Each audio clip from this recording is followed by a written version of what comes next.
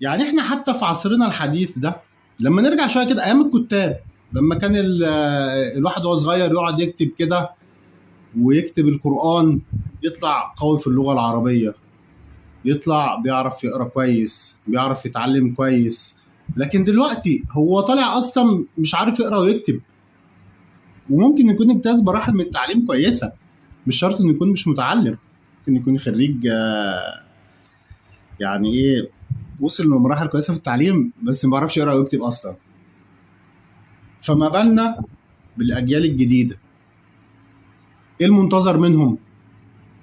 لازم يمسك ورقة وقلم، لازم يتعلم صح عشان نغرز فيه، ندور بعد كده على المعلومة. ان يقرا كتاب، مين دلوقتي بيمسك كتاب ويقراه؟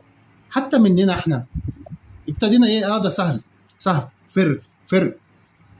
فين المعلومة بقى المفيدة اللي بتوصل؟